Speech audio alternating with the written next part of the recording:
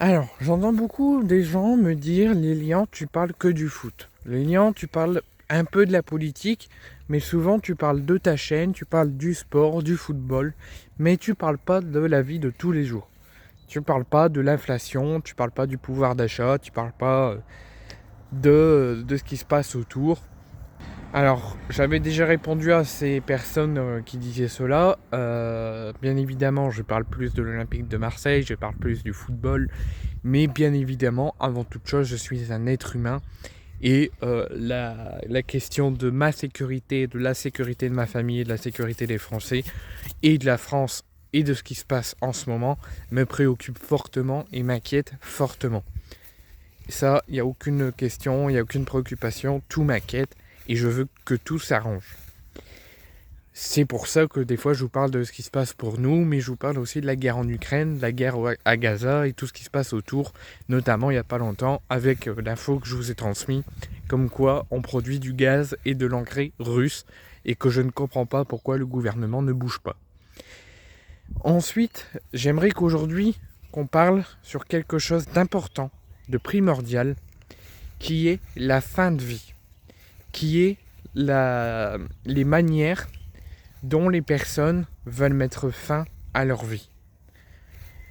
Tout ce que je veux dire, c'est que les familles, les proches, l'entourage des personnes fragiles, des jeunes ou personnes âgées fragiles, qui veulent mettre fin à leur jour pour différentes raisons, X raisons personnelles ou pathologiques ou peu importe la raison.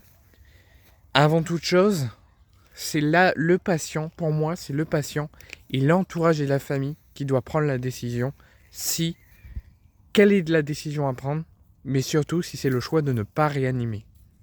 Ça, c'est la première chose, c'est la famille et personne d'autre qui doit prendre cette décision.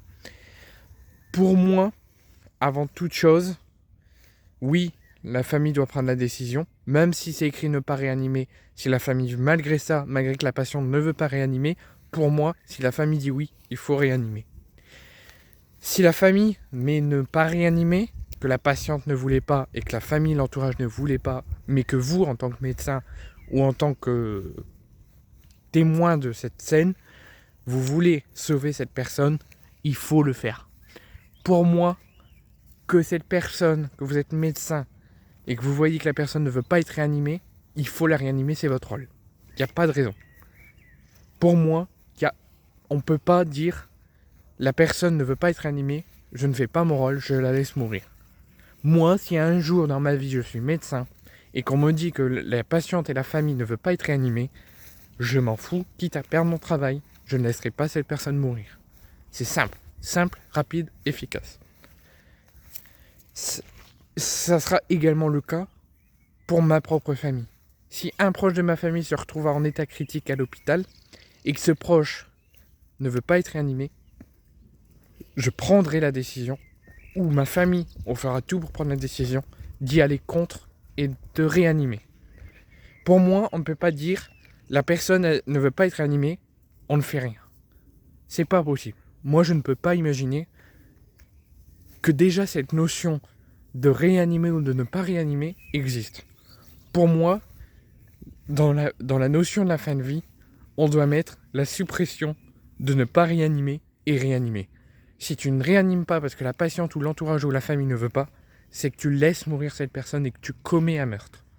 C'est aussi simple que ça.